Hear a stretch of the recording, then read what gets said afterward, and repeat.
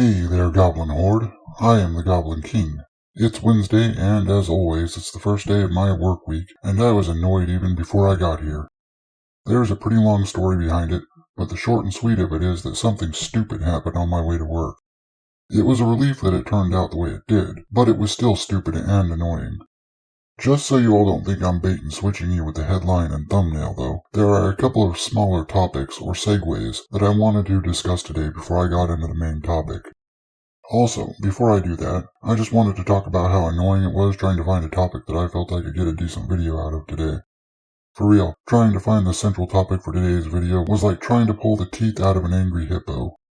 Well, maybe not quite like that since I'm just sitting on my fat ass and scrolling through pop culture articles and videos. So, not exactly dangerous, but a slog. That, or maybe it's just the aggravation of what happened earlier, sent my stress levels soaring again. Either way. That being said, the couple of segues I wanted to do were a small update on that insane clown known as Ezra Miller. As well, I'm going to probably talk a little bit about the defamation trial of Amber Turd. The reason I just wanted to cover those briefly is because I'm not really getting too deeply into the Johnny Depp Amber Turd situation. Though, I do believe that Miss Turd is a lying, conniving, rancid beef curtain, and I want justice for Johnny Depp. I don't really feel like I have enough legal expertise, or any at all, in order to comment too much on this issue. People like Ricada or even Tug do so much better with this type of stuff than I could. Whereas the Ezra Miller situation is legit just a tiny little update on that whole thing. So let's see, first off let's talk about the Ezra Miller thing and get that the hell out of the way. According to any number of articles that can be easily googled, but brought to me by the tear and wink-stained rag known as Variety, Ezra Miller is basically getting off scot-free from being an all-around terrible excuse for a human being. Now, I'm sure those of you watching are probably already familiar with the situation through various videos, mine included. That situation being Ezra Miller being arrested in Hawaii for being himself. There was a lot of being in that sentence, wasn't there? Wrestling with a woman, basically physically threatening some random dude, and having at least 10 police calls about him over the course of a few hours. Then, hours after being released on bail, a pitiful excuse for bail, going to the bed and breakfast or whatever the fuck he was staying at, bursting into the owner's room and threatening them for no good reason, before stealing a wallet and passport. All of which resulted in the couple getting a restraining order against Miller. Well, now it seems that the couple has dropped the restraining order with prejudice, which effectively means that now the couple can't get another restraining order against Miller for the same reasons. So what this really means is that Ezra Miller gets off with zero consequences for being the human equivalent of a barrel of soggy buttholes.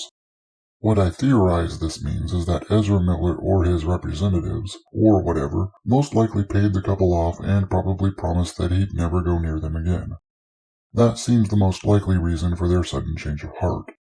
Once again, a rich, privileged piece of shit, in my opinion, does a bunch of shitty things and faces absolutely no consequences for his actions. Just like every other time one of these chodes does something fucked up. Can anyone else say, "It wasn't my fault, I didn't pull the trigger"? I bet you can. The next little tidbit I wanted to briefly talk about was the fact that Johnny Depp's defamation trial against his slag of an ex-wife, in my opinion, started up the other day. Apparently Miss Turd is really going for broke on this one, even claiming that Johnny sexually assaulted her at one point in their marriage. I didn't actually read any articles about that, but I did see the things floating around on Twitter and saw a couple of videos on the subject. Basically I read the headlines, but didn't go into it very deep at all. So don't take my word on that. I'd recommend looking it up for yourselves.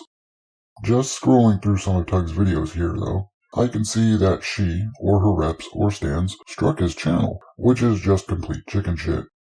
I'll probably go through these videos on my own just to get some of the more pertinent information since I haven't watched any of Tug's videos for a couple of weeks or more. I've been busy. Also, I love how the mainstream shills are filleting her right now. Like this, for instance. Taking a quote from a recent Instagram post she made, how she, quote, maintains a love for Johnny, and how much it pains her to, quote, live out the details of their past life together. The only thing that pains her is all her lies coming out into the public sphere. Anyway, that was all I really wanted to say about that. The trial started. I'll be going through some of those videos to learn some stuff and see how things are going again. As always, Johnny is a class act as far as this stuff goes, and I stand by him 100%.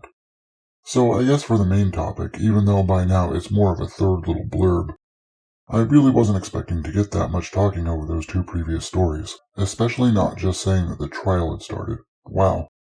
Now, I will freely admit that I watched Ryan's video on this topic that he put out today, so that's where I'll be getting most of my information. Though I did come across evidence of this on my own last week, which I showcased in a video, by the way. It would appear that the folks over there at Amazon have just been busy little beavers over the last week or so. They just really don't like Tolkien fans, and really don't want to hear what any of us actual nerds have to say on the subject, or how much we actually hate their piece of shit show already. The proof of this, of course, is found right in their trailer for their revisionist fiction. Going by others within the YouTube sphere, mainly Ryan for this one, Amazon has been deleting both comments and dislikes for this trailer for at least the last week or so. During his video, Ryan went on to pull up one of his older videos from last week, where he showed the comments as being at well over 80,000. But if you take a look at this happy screenshot that I just took on the very same trailer, the comments are down to just over 44,000. That's nearly half of the comments that were shown on this video just from a week or so ago. Then, and I also made a comment on this last week when I noticed it, as of April 6th, the dislike counter was at 1.8 million.